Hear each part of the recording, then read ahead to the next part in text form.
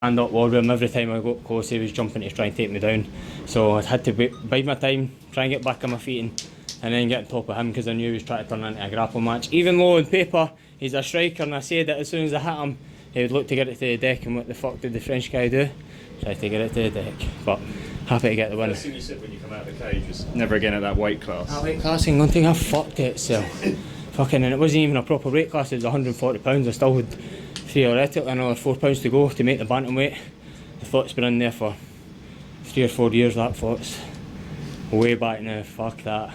Featherweight's better watch out, and I'm still the best fucking fighter in Scotland. How nice was it to get the 15-minute run out there tonight? Fuck the 15 minutes. I was dying to get him out there early, you know. Fuck. Who the fuck wants to be in there for 15 minutes? When they offered me the fight and they said you're the main event, I said no, I'm doing 5 rounds.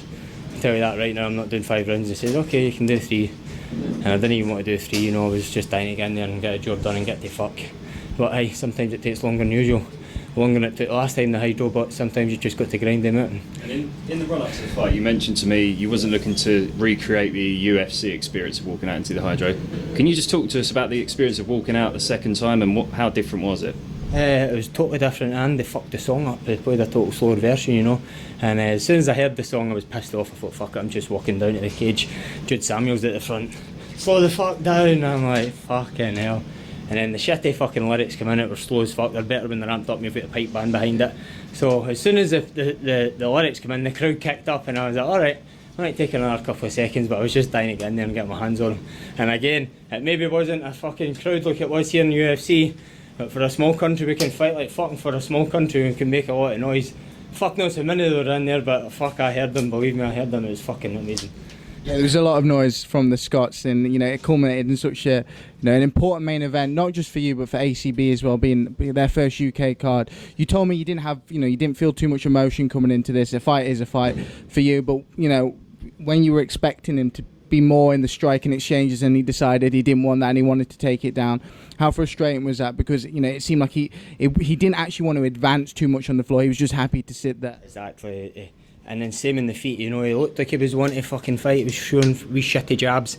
As soon as I stepped in, he went on the single leg, and right, I could have stuffed it, but right away I was just trying to hop off and hit him. I was just trying to make a fight, and I knew he was fucking going to take me down. And when I seen the matchups, and I told you I get offered a lot of different people, I thought he was going to be the guy. I thought he was the man to stand there and bang, and 140 pounds, there's nobody going to fucking rock me and my feet in there at 140.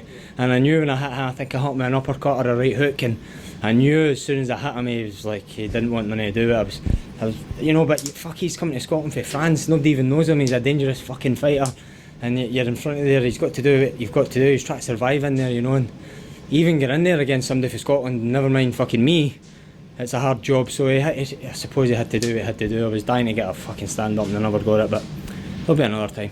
Is that an important thing looking forward about potential matchups? Having a guy like when you fought Redmond in the UFC, a guy who will stand there, you'll trade, and you'll put on an amazing fight. Is that something you're looking more for now that you're going to be in the 145 division officially? Yeah, I fucking love to fight. That's what I love, And then UFC, I was getting fucking put with striking monsters, as you've seen in Zagreb. I got lost a split decision. The one before that, I got a fucking wrestling fucking monster. And I wasn't getting the matchups I want to stand there and trade. If anybody's seen my career, and I fought down in Newcastle against a guy, Carol Fawcett, fucking we stood there for 15 minutes and banged each other, and it was great.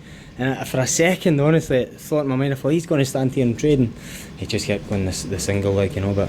And when it went to the announcer at the end, was there any doubt in your mind that you'd not won that fight? No, and then for a fucking split second I seen his corner team tell me to put his hands up. I was thinking, fuck, Zagreb all over again here, And I gave it everything in the last round, I took him down, I was hitting him, I was staying busy on top, trying to keep busy hitting him and punching him, but there's no elbows in ACB, and I didn't even know that till I was driving in the car and I was watching the feed, and the commentator mentioned it, there's no elbows in ACB, and I was like, fuck's sake, first I knew about that, So when you're on the ground with someone and the referee's telling you to stay busy, as soon as you come up to strike, they're popping up to their feet. You're not fighting 10 years ago where people didn't know how to get to their feet. Everybody knows how to get to their feet. And you give people that space when you come up with punches, they pop up. In the elbows you can stay on top of them and grind them, but you don't get that chance here. So it was very hard to stay busy on the deck with strikes and punches. You had to turn it into a grappling match basically if you're on the deck, And even the crowd were booing it. It was fucking shit, but what can you do? Did fighting on home soil make it more intimidating, or did that familiarity allow you to relax a little bit more? More intimidating for him. Who the fuck's coming to Scotland, from Scotland, and feeling intimidated?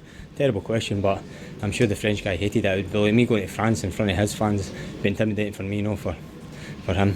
Brad, we've had Dean Riley back in your corner. Yeah, he's always in my corner, you know. Dean's rebuilding a new team. Phenomenal. Phenomenal. I know the guys that had a massive boost with you back training. Yeah. What's it meant to you to come back and train in Scotland? I mean, I always train to grip us, that's always my gym, you know. It's just unfortunate I travel all over the fucking world now and can't spend as long a time when I get there. So what the problem is now is when I come home and I've been away for fucking 10, 15 weeks, I've got my girlfriend in this year and I've got the grip house in this fucking year, so at the time I need to weigh up who's going to give me more shit. Dean Riley or my girlfriend, you know, and a lot of the time my girlfriend wins and I fucking go and sit in the house with her. But if it was for me, I would be in that grip house every day, and during the day, you know, I'm lucky enough to make a living for this sport now. I can rock into a grip house and train during the day, but you forget guys have still got jobs and they don't come in tonight. I've got my girlfriend back home and she gets in for her work, so it's back to fucking sunny break for me. So as much as I'd love to be there for 9 o'clock in the morning to 9 o'clock at night, I can only be there for 9 in the morning to fucking 5 at night, you know. But it's great, it feels great. It's always been my number one home, and you know, I had Dan Hope in my corner as well for grip house, long friend of mine. I've cornered him a few times and it was great. I could have him in the other night, and up in the changing room before we walked out, you know, Dan's English, but I take him under there as a Scottish guy. He's always been there. And he says, I can't wait to get in here, and I'm fucking buzzing again here, and he says, I can't wait to get down there and cheerlead you. First thing I say is, I can't wait to hear your voice, you know, because you're in there, it gets lonely, and when you hear familiar voices, especially guys for your team, since you're this height coming up, and it's good. Maybe you guys don't hear it, but when I'm in there and I hear Dan's English, Scottish voice, it is good to hear.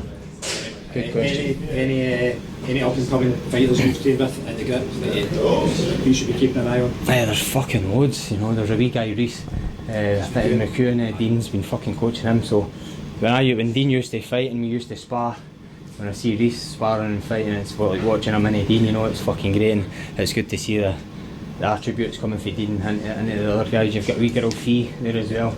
She's fucking awesome, her boyfriend. I don't even know his name, I call him a different name every day. I do really know his name, but I'm Kieran, I call him Callum, I call him fucking Colin. Anything just to fucking annoy him, but he's another great wee fighter. Dan Hope's another, you know, he's 3 wins in a row now and he's monstering people. The guy Ryan Scope won tonight, Dan beat him a few fights back as well, so he's fighting monsters and he's been fighting monsters since he came up. And he's in a 3-fight win streak in Scotland, so UFC's coming to Scotland next year, so I hope Dan gets another win under his belt and gets on that card as well. Aside from the few visible scratches and bumps and stuff, any injuries going in? Or? Nothing going in, thank fuck. The weight, that was the only thing, but that fucker hit me with a knee for hell in the last round that put my solar plexus into Rose Head, I think. Nubbed up there to throw it back down because they weren't sell tickets that high, but he fucking hit me with a knee and I was fucking coughing my guts up when we go back to the medicals. So hopefully there's not too much damage there and I can get to Krispy Kreme tomorrow and get 12 of the bastards down my throat. How hard was the weight cut up in light of you having best man at your best friend's wedding and things like that recently? The weight cut, I really pride myself of being mentally strong, so if you fucking put a number in front of me and then put a check in this hand and say can you make that weight, I'm going to fucking make that weight. It's not hard, it's the lead up to the fucking weight cut, because you've got to prepare your body to drop those extra 5-6 pounds that I would normally. Last week I was the best fucking man at my friend's wedding, and everybody knows when you get married in Scotland the groom stays at your fucking house the night before, so we hired a Porsche for the day. I thought great, I'll hire my Porsche. I can't obviously go out, we can't go and have a meal, hire a Porsche and we'll kick about in that for the night. And he's a car loving guy and I thought it'll be great. And now we're into fucking kicking around. He says, I might just go to the pub, you fancy dropping me off? I say, no, you'll not be in the mood for it. I say, I'll drop you off in the bother and then I'll go and kick about in the car and I'll come back for you. Pick him up at 11:30, jumps in with a fucking 12-inch picture, chicken pakora. Got you some pakora, I know you're on a diet. I say, a fucking pakora? I said, you're lucky I'm fucking you at this car.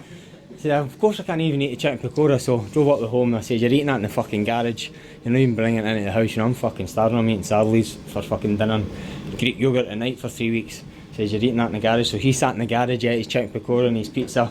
I sat and ate my Greek yoghurt in the bedroom, and next again day I had to go to the wedding and sit there, best man had to do the speech, and then we got the dinner in front of me and I'm sitting there, fucking hell, so that's the shit, it's hard, you know, it's no the task in hand, it's other normal life. When you put yourself in that place with normal people, it's hard to coincide with that. When I take myself out of that and I run my own show, it's easy, you know, but God help my girlfriend and my wee cat. They had 2 weeks of fucking hell. First Scot in the UFC, first Scot to fight on the Glasgow card of the SSE Hydro, first Scot to headline ACB here at the SSE Hydro in Glasgow.